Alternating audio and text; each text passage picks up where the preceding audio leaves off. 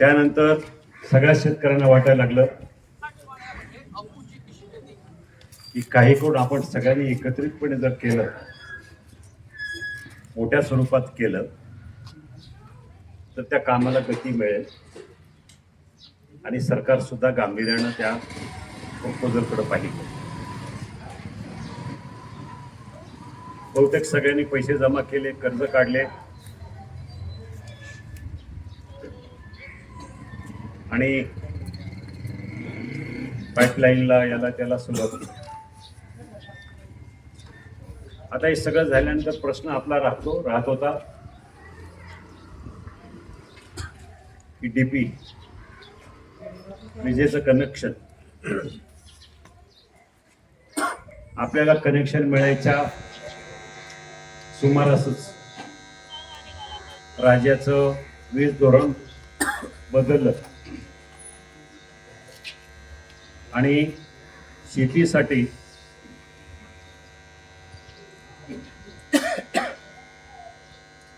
वीज कनेक्शन द्यायचं नाही, मोटरसाठी जे आहेत तेवढे आहेत, त्यात अजून वाढ करायची अशा प्रकारचं शेतकऱ्यांचं सरकारचं धोरण ठरलं आणि नेमकी तिथं आपल्याला अडचण होती. या संदर्भात आपण सगळेजण कारखान्यावर आला, तिथं मी पण होतो, वळसे पाटील होते, बैठक झाली आणि मग दिशा ठरली की आपण सगळ्यांनी याचा पाठपुरावा डायरेक्टली मुख्यमंत्र्याकडे जाऊन करावा. वामनराव असतील, रवी असेल, काही मंडळी मुंबईला आली, त्यावेळेला सुद्धा अधिवेशनच चालू होतं आणि मी पण तिथं उपस्थित होतो. आपले काही प्रतिनिधींना घेऊन मी आणि वळसे पाटील मुख्यमंत्र्यांच्या चेंबरमध्ये गेलो, मुख्यमंत्र्यांना भेटलो. आमदारांनी पत्र दिलं की हे काम झालं पाहिजे. त्यावर मुख्यमंत्र्यांनी शेरा मारला संबंधित विभागाच्या उच्चपदस्थ अधिकाऱ्यांना की यावर सकारात्मक कारवाई करावी. आम्हाला वाटलं काम झालं, आम्ही सगळेजण खुशीनं परत आलो. मग स्थानिक लोकांनी आपला अधिकाऱ्यांशी पाठपुरावा चालू केला आणि अधिकाऱ्यांनी सांगितलं की ते होणार नाही. जरी मुख्यमंत्र्यांनी शेरा मारला असला आमदारांच्या पत्रावर तर ते शक्य होणार नाही, कारण महाराष्ट्रामध्ये कुठंच असं झालेलं नाही आणि होणारही नाही. तेव्हापासून आपला संघर्ष चालू आहे. आज होईल, उद्या होईल, आज होईल, उद्या होईल.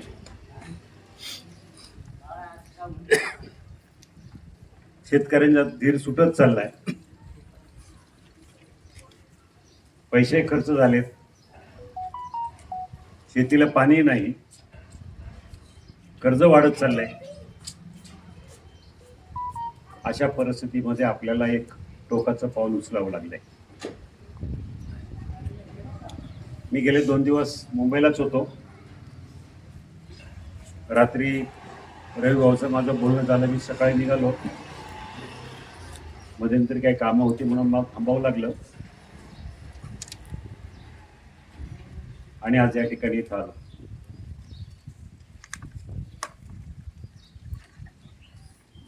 प्रश्न गंभीर जरी असला तरी पेच मोठा आहे. सरकारचं धोरण नवीन डीपी देणं नाही आणि सोलार पॅनेलवर काम चालवा अशा प्रकारचं सरकारचं जरी धोरण असलं तरी मला वाटत नाही सरकार हे कोण असली धोरणं आणतात. चला, घरात लाईट नाही आहे अशा ठिकाणी ठीक आहे, एअर कंडिशन नाही आहे, पाणी गरम करायचं आहे, अशा ठिकाणी सोलर चालतं.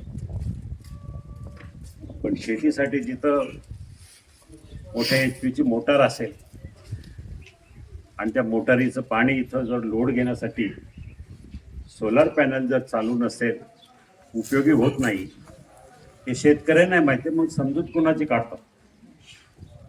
मग सोलार पॅनलचे कशासाठी काढायचे हेच मला कळत नाही.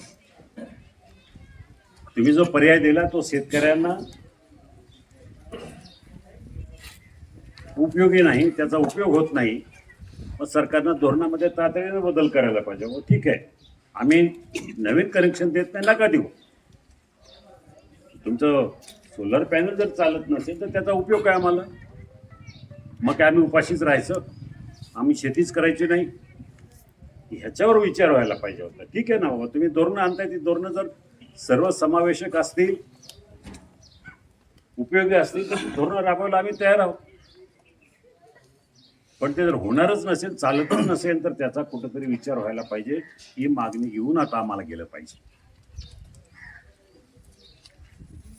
आम्हाला कनेक्शन द्या, नुसतं असं कनेक्शन द्या नाही, तुम्ही जो पर्याय आम्हाला दिलाय तो पर्याय चालत नाही, तो पर्याय उपयोगाचा नाही. म्हणून आम्हाला आमच्या भागातल्या ह्या शेतकऱ्यांना ज्यांनी कर्ज काढले अशा लोकांना तरी कनेक्शन द्यावं, ही मागणी घेऊन आपल्याला गेलं पाहिजे. मी जयंतराव पाटील असेल, दिलीपराव वळसे पाटील असेल, या सगळ्यांशी बोलणार आहे.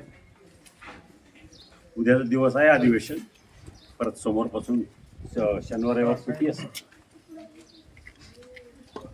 जमल्यास सोमवारी मी सुद्धा जाईल आणि सगळ्या लोकांना बरोबर घेऊन, मग जयंत पाटील असतील किंवा बाकीचे लोक असतील, शिवसेनेचे लोक असतील, राष्ट्रवादीचे लोक असतील, सगळ्यांनी मिळून या प्रश्नासाठी एकत्रित येऊन जयंतराव पाटील असेल किंवा वळसे पाटील असतील यांच्या बरोबरीनं साथ देऊन हा प्रश्न सोडवण्यासाठी पक्ष सगळे बाजूला ठेवून या प्रश्नाला प्राधान्य द्यावं, अशा प्रकारचं माझं मत आहे. आणि मी तर स्पष्ट सांगेन की सोलार पॅनेल आम्हाला शेतकऱ्यांना वगळून कुठेही द्या. शेतकरी बाकीची वीज आहे जी इंडस्ट्रीयल तर म्हणत नाही, ते तिथं कारखाने आहेत, साखर कारखाने आहेत, अमुक आहेत, अमुक आहेत, तिथंच म्हणत नाही भाऊ तुम्ही सोलर पॅनल द्या, तुला एक वीज मागं घ्या, असं तर म्हणत नाही. मग शेतकऱ्यांनाच का असं? इतक्या मोठ्या मोठ्या कंपन्या, एका कंपनीसाठी पूर्ण पॉवर हाऊस उभं करावं लागतं. कारखान्याला विजेचा किती मोठा, साखर कारखान्याला मोठा विजेचा पुरवठा द्यावा लागतो. मग तशाच प्रकारची तेवढीच गांभीर्य किंवा तेवढंच प्राधान्य आमच्या शेती क्षेत्राला दिलं पाहिजे. कारण प्रत्येक वेळेला, प्रत्येक गोष्टीमध्ये शेती क्षेत्राला प्राधान्य नाहीच, असं जर सरकार समजत असेल तर ते कुठंतरी चुकीचं आहे. म्हणून मी आपल्याबरोबर आहे. तुम्ही जो निर्णय घेतला आहे 10 तारखेचा आणि 12 तारखेचा आंदोलनाचा, तो तसाच चालू राहू द्या. मी त्यामध्ये सुद्धा सहभागी होईल. आणि कुठल्याही परिस्थितीमध्ये हा तुम्ही आता आंदोलनाचं हे केलेलं आहे, मी तर सकाळी रवीला म्हटलं अरे एकाच दिवसाचं का करता? ठीक आहे, आज लाक्षणिक आहे, त्यातून फारशी जाग येईल सरकारला असंही काही नाही आहे, किंवा अधिकाऱ्यांना पण यातलं गांभीर्य समजेल असंही काही नाही आहे. सातत्यानं आपल्याला याच्या पाठीमागं 10 तारीख 12 तारीख मग पुढचं आंदोलन अजून तीव्र करायला पाहिजे. आणि ते करण्यासाठी मोठ्या संख्येनं तुम्ही सगळेजण आले पाहिजेत. नाहीतर 20, 25, 50 लोक आंदोलन करतात तर कोणीच दखल घेणार नाही. तुमच्या गावातला वायरमन पण दखल घेणार नाही, वीज मंत्री काय. म्हणून मला आपल्या सगळ्यांना ही सुरुवात आहे. मोठ्या प्रमाणात आंदोलनामध्ये महिला असतील, मी तर इथं तुम्हाला एकच महिला दिसते सकाळी. बरं मग ठीक आहे. पण असंच एक लढा आपल्याला निकरानं लढा द्यावा लागेल, एवढंच या ठिकाणी सांगावं असं